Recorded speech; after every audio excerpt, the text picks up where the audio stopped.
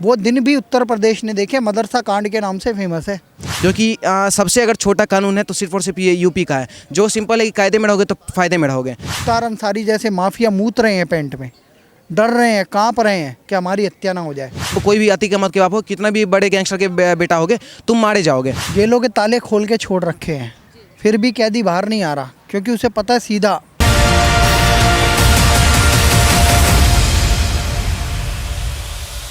अभी एक कांड और उठ रहा है, इन्हीं से जुड़ा है, अतीक अहमद से। अतीक अहमद के गुर्गे जो इनके मिश्रा करके कोई वकील है, उनके घर पे भी देसी बम फोड़ के आ गए। आज चल रही है वो न्यूज़। अतीक अहमद से जुड़ा एक मामला हो रहा है। अशरफ, जो इसका भाई है अशरफ अहमद, एक मदरसे में जाता है। मुसलमान भाइयों सुन लेना आप, मदरसे की बच्चियाँ क्या इन लोगों को यूज़ करने के लिए, मदरसे की 2 बच्चियों को उन्होंने उठाया बेपर्दा करके और बलात्कार करके मदरसे के आगे फेंक के चले गए। वो दिन भी उत्तर प्रदेश ने देखे, मदरसा कांड के नाम से फेमस है। उत्तर प्रदेश में, जैसा कि अभी मेरे से पूर्व बताया एक भाई ने, कि जिस हॉस्पिटल के बाहर इसकी हत्या हुई है, गोलियां चली हैं इसके ऊपर, 15 गोलियां इसने एक बंदे को मारा था। बीजेपी के विधायक को 1 किलोमीटर से ज़्यादा भगा के गोलियां मारी थी। पता नहीं कितनी गोलियां उसके अंदर दाग दी थी इन्होंने, क्योंकि वो चुनाव हरा दिया था उनने, इसके भाई को या किसी को। तो ये सब बातें संज्ञान में है। ये सबसे बड़ा माफिया है जो मारा गया है। और इससे अलावा मुख्तार अंसारी जैसे माफिया मूत रहे हैं पेंट में, डर रहे हैं, कांप रहे हैं कि हमारी हत्या ना हो जाए। एक बंदा दिल्ली में एडमिट है, आजम खान, वो कह रहा है कब मेरी मृत्यु हो जाए पता नहीं। उससे भी पहले और भी बहुत सारे लोग लाइन लगा के बैठे। 61 का तो नंबर आ ही गया। एक एक करके सबको, अब रातों की नींद हराम हो गई है इनकी, एक एक करके सबका नंबर आएगा। और योगी आदित्यनाथ जी जो भी स्टेप उठा रहे हैं बहुत बढ़िया है। जल्द ही योगी आदित्यनाथ जी को प्रधानमंत्री बना देना चाहिए। मैं तो यही कहूँगा, भारत विश्व गुरु बन जाएगा और आतंकियों का सफाया हो जाएगा। सर, इसी पे जो है डिम्पल यादव, जो कि अखिलेश यादव की पत्नी है, और ऐसे ही तमाम और नेता जैसे कि भूपेश बघेल की आप बात कर लिए, वो कह रहे हैं कि जो कानून हाथ में ले लिया है उन्होंने, ये फेक इनकाउंटर्स में बिलीव रखते हैं। तो इन सब के बारे में आपका क्या कहना है? मेरे को यही कहना है, देखो ये दोगले रवैये वाले लोग हैं। इनके ससुर जो थे मुलायम सिंह यादव, उन्होंने तो इनको पैदा किया है। मुलायम सिंह यादव कहते थे बच्चे हैं, गलतियां हो जाती हैं, रेप कांड पे। अब बच्चे हैं, गलती हो गई, आप कोई बोलेगा क्या? ये भी तो बच्चे ही थे, तो इन्होंने गोली मारी है। बड़ी बात यह है कि उनके पास जो पिस्टल पकड़ी गई है वो 7 लाख की पिस्टल है, और वो टर्की, मेड इन टर्की है, जो कि अलाउड नहीं है भारत में।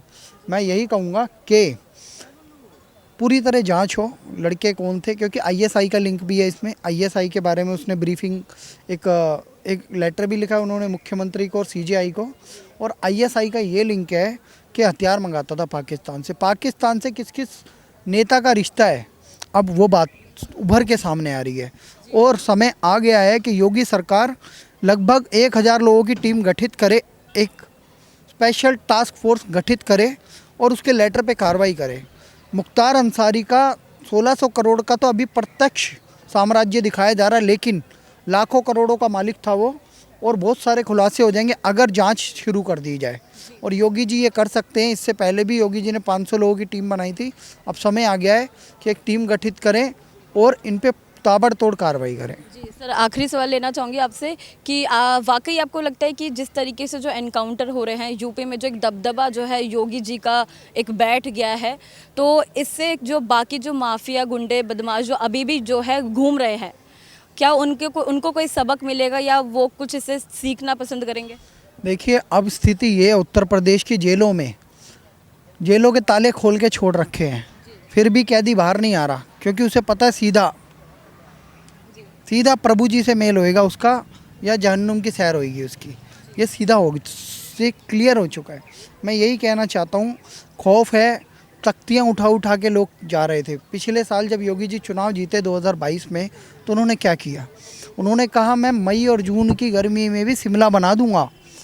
बागपत और ये जो साइड थे, कैराना वैराना, यहाँ के कुछ लोग उछल रहे थे, कुछ जिहादी तत्व, आतंकी तत्व। फिर अब कैदी क्या कह रहे हैं?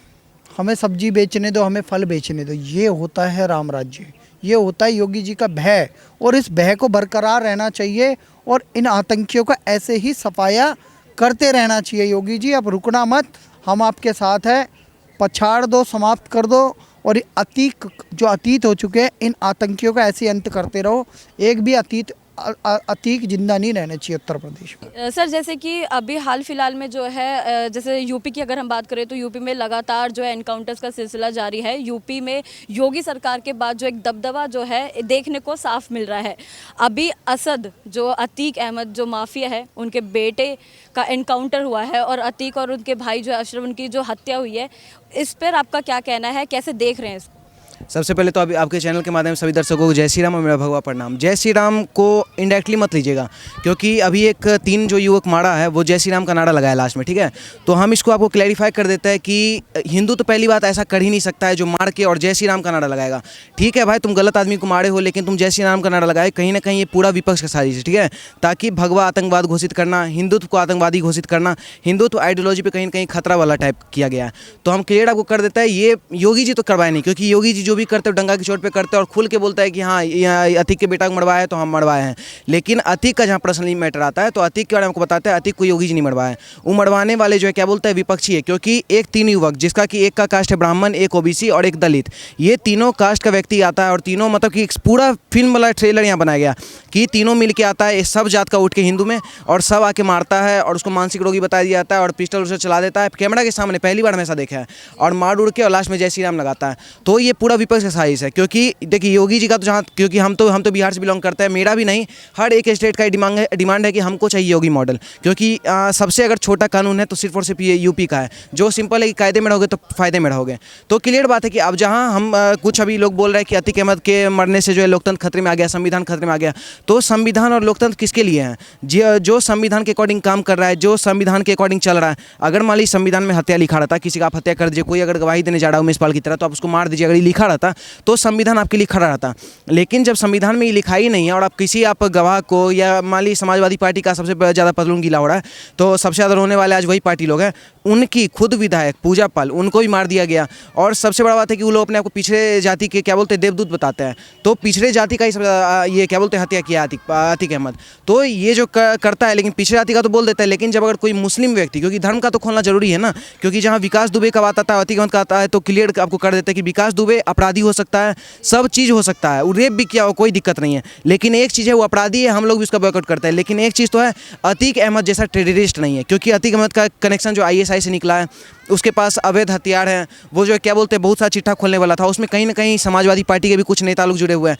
तो ये जो चिट्ठा उसके पास था, वो कहीं ना कहीं उसका जो भाई अशरफ है वो दे के भी गया था कि अगर कोई मारता है तो मरवाने वाला का नाम भी दिया हुआ था, हर एक चीज़ क्लैरिफाई करके गया था वो। क्योंकि उसको पता था कि कहीं ना कहीं इससे जो है विपक्ष को समस्या बढ़ेगा, तो विपक्षी का कारनामा है ये। तो मेरा तो क्लियर कहना है कि योगी जी जो किए है, मतलब कि अतीक अहमद के बेटा के साथ, बिल्कुल सही। क्योंकि देखिए मैम, पुलिस जो है ना, इतना मतलब कि बुज़दिल नहीं हो गया आज के डेट में, या कोई भी पुलिस और आर्मी। क्योंकि हमारे देश को कहीं ना कहीं, अगर देश को कहीं रिप्रेजेंट करा तो सैनिक है, और देश के अंदर में समाज में कोई अगर कुछ घिनात्मक कोई काम होता है तो उसको पुलिस ही कंट्रोल करता है। तो अगर मान लीजिए पुलिस के ऊपर तुम पिस्टल चलाओगे तो पुलिस कितना, तुम कोई भी अतीक अहमद के बाप हो, कितना भी बड़े गैंगस्टर के बेटा होगे, तुम मारे जाओगे। तो वो मारा है, उसको हम सपोर्ट कर रहे हैं। लेकिन जहाँ तक अतीक अहमद का बात आता है, कहीं ना कहीं यूपी पुलिस के लिए शर्मनाक बात है।